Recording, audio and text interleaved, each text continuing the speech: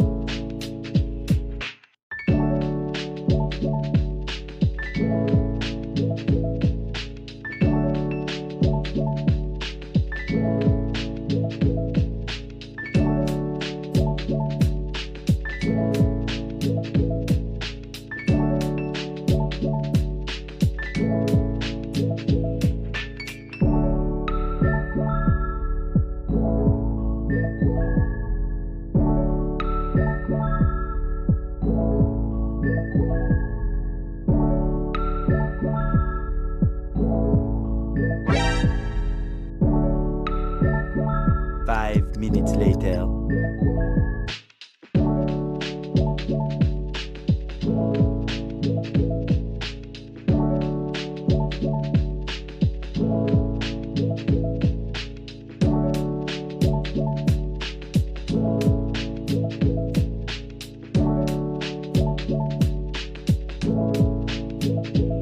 Five minutes later.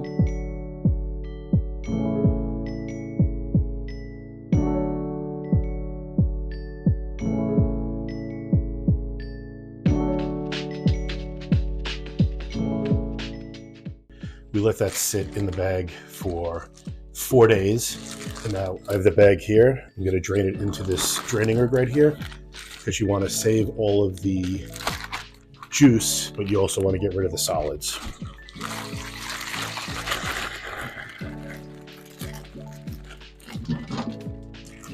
So now that the Sauerbraten is drained, we want to remove all of the onions and herbs and spices from it and garlic. We want to put it onto this paper towel here. We want to make sure that it is very dry because we're going to give it a nice good sear to caramelize the outside. Now that I've dried off the beef, we want to make sure that we season it properly. So we're just going to do a generous amount of kosher salt.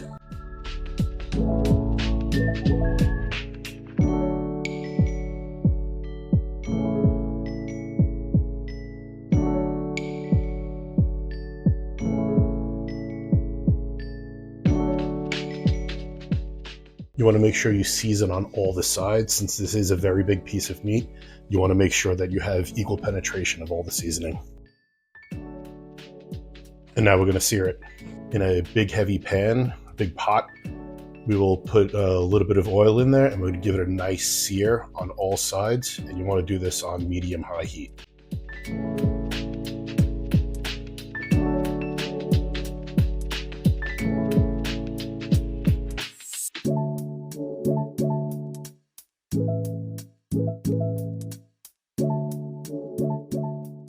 Now that the beef is seared on all sides, we're going to take it out and let it rest for about 10 minutes.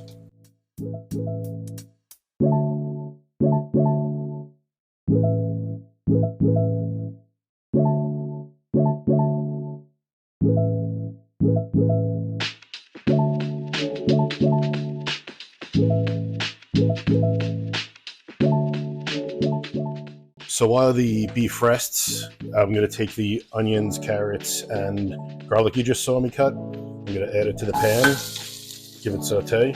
We're going to saute this for a couple of minutes just until it gets a little bit of color on it. And then we're going to add back the beef, the marinade, and some additional beef stock. So now that the vegetables have been cooking a couple of minutes, I'm going to add the marinating liquid and some additional beef stock. And while that is coming up, I'm going to take the beef and add it back to the pot. You want to let this cook from anywhere from 1.5 hours to 2.5 hours.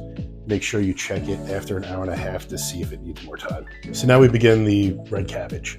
So we want to take a whole head of cabbage, because obviously you can't buy half a head of cabbage. Unless you can, I have no idea, but I can't find one. So we're gonna use half a head of cabbage. What you wanna do, cut it in half.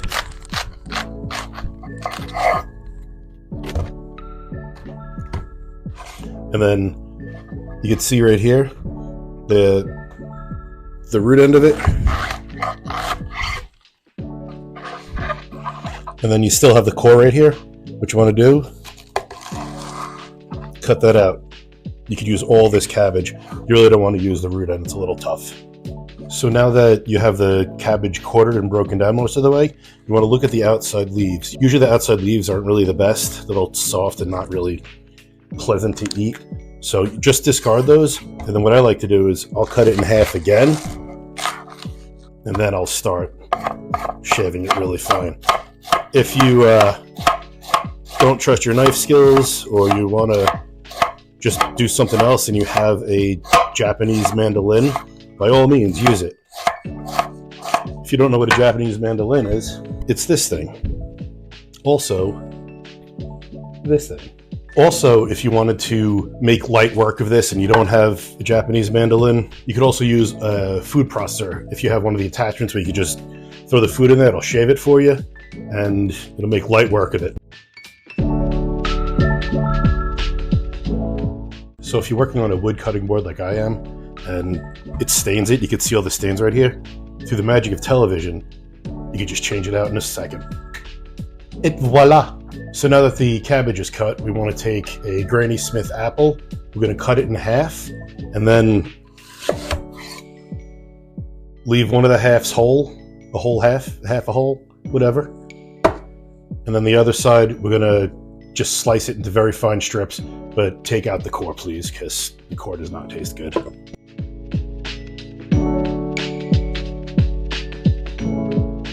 You could also use your mandolin for this if you wanted to, provided you have one.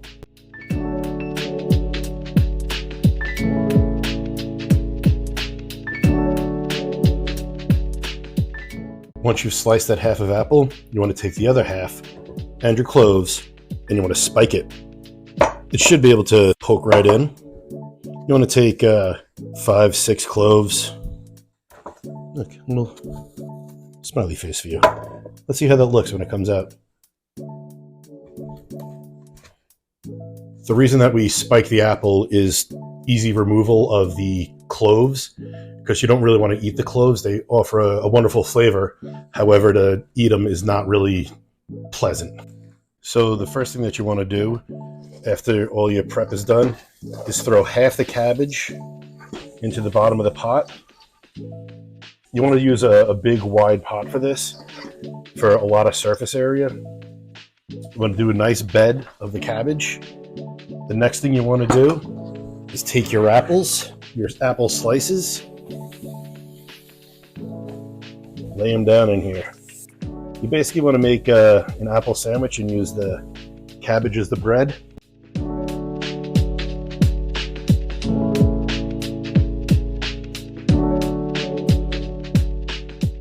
So you want to add the water, the brown sugar, the vinegar, the butter, and then the rest of the cabbage. Can't forget about the salt and some pepper.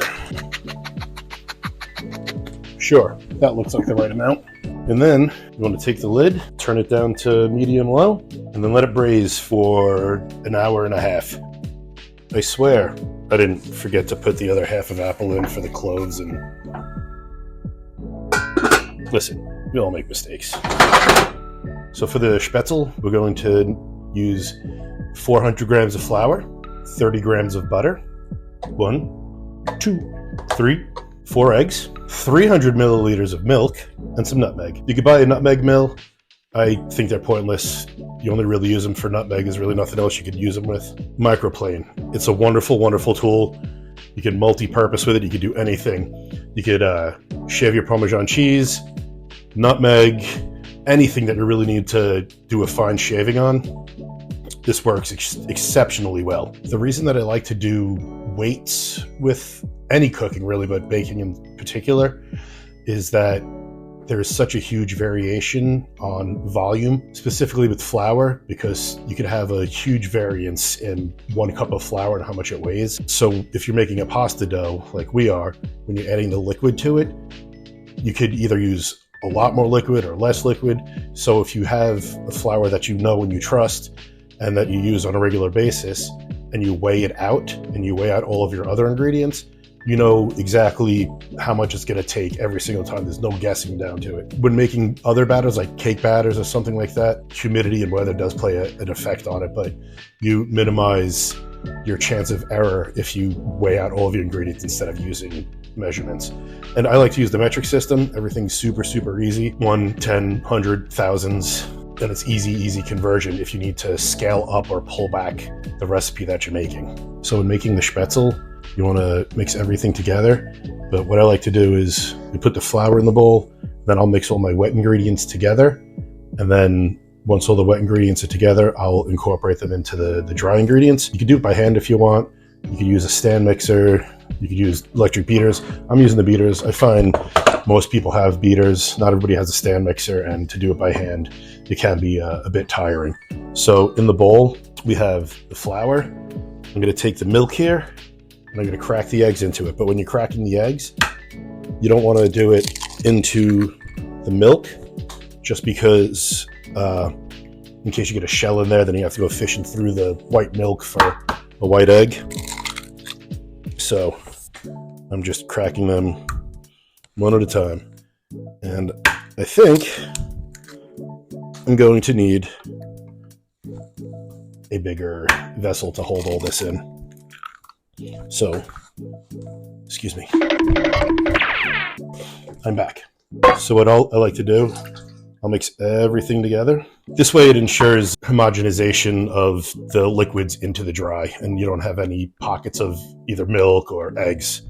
So, funny story, when I was like...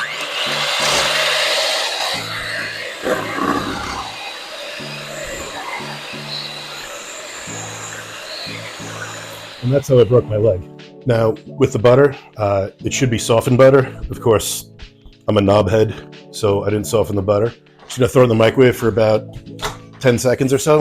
And you should never, ever turn your back on the audience, because they should never see you back. It's very rude. It's bad all around. And I would never, ever do that. So now that the butter is softened, I'll put it into the flour. Gonna mix this up a little bit. And now I'm going to incorporate the wet ingredients.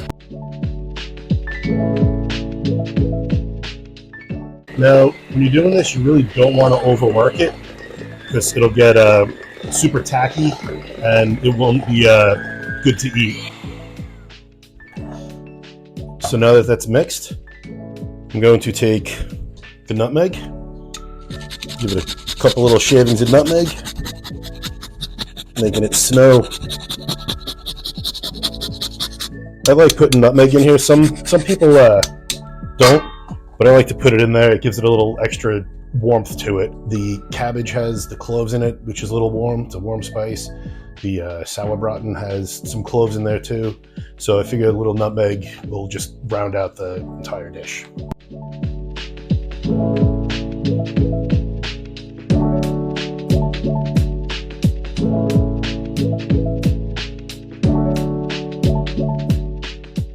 So we're just about ready to cook the spätzle. They do sell specialty pieces of equipment to make spätzle.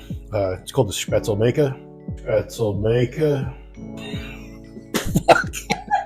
So we're just about ready to make the spätzle. They do sell specialty pieces of equipment called a Spatzle press, but again, it's really only designed to make spätzle. So what I like to do is I'll take a perforated half hotel pan and I'll rest it in a really deep half hotel pan, and I'll just cook it in that. So what you want to do is put the batter in the bottom of here, and you'll take some sort of either a rubber spatula or a bench scraper or something like that, and you'll push it through, and it'll have little drops that come through, and which will create your spätzle. So now that the water is boiling, we're just going to take the perforated top here, make sure it's set in. And then we're going to work in batches, and we're going to take some of the spätzle, put it in the top here, and then just push it through.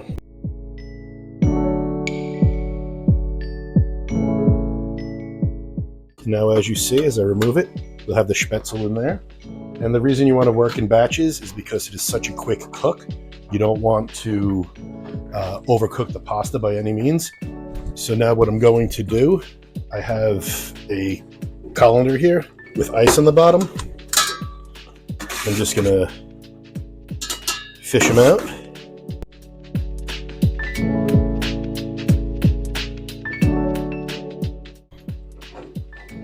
And there we go. All right, it's been about time. Let's see how we're looking here. Oh, it looks good. Perfect. A little sweet, a little sour. A lot of good things going on in that dish.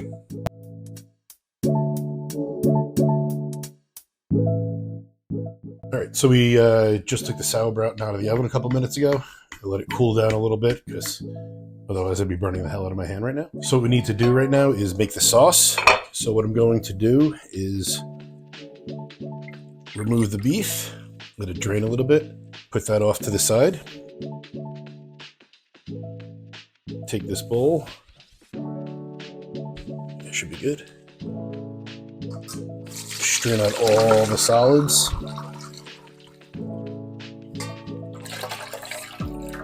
So now that the sauce is fully strained, I'm going to take it, put it into this pot, and I'm going to return it to the heat. So now that I transfer the sauce into the other pot, we're going to thicken it up because right now it is kind of thin. It has all the wonderful flavors in there, but it's not much of a sauce. You need some more body added to it. So the way we're going to do that is we're going to add a whole bunch of ginger snaps to it and use that to thicken it up. It'll give it a nice warmth to it, even more than it has already. I know I've said warmth like 15 times throughout this video, but this really is a nice warm dish. So what I'm gonna do is I'm just gonna break a lot of these up, just smush them, smoosh.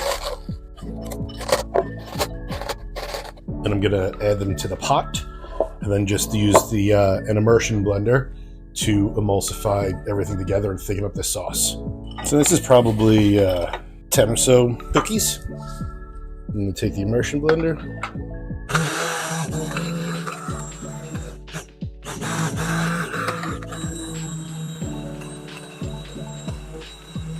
So after I pureed the ginger snap cookies into it, I gave it a taste, and it needs a little bit more salt.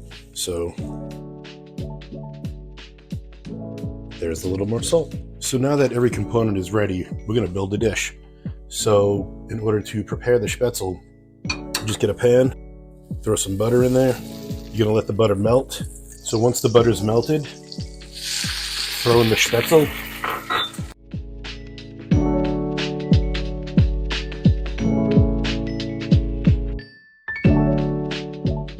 I'm gonna add a little pinch of salt.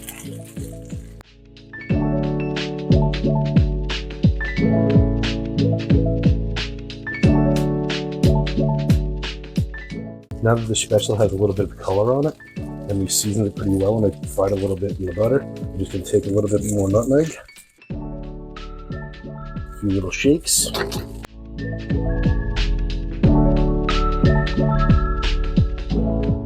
and there you have it. So now that everything's ready, let's plate a dish.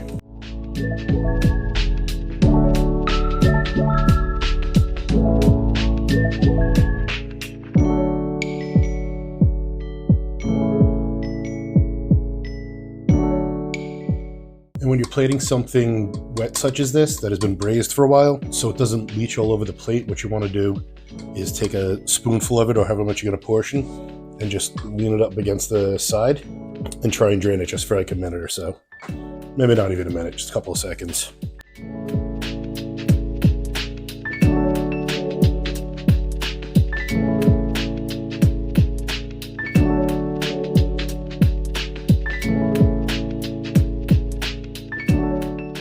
So now you can see how velvety smooth the sauce is. Now you want to put enough sauce on there to cover everything, but you really don't want to drown it too much. And there you have it, Sauerbraten. I realized I forgot to take a bite now that I'm out of my chef's coat and a t-shirt, but I forgot. Second video, see how it turns out. Can't remember everything on the first or second time. Hopefully I'll get it by the 10th. It's actually pretty good. Here's the final dish. Sauerbraten, braised cabbage, and spätzle. Thank you very much for watching. If you have any questions or comments, leave them below. Hit the like button, subscribe, please. It really mean a lot to me. Also comment below if there's something that you might want us to cook. Something that you're either interested in or if you just want to make fun of me. I don't care. Just leave a comment, like, subscribe. Thank you.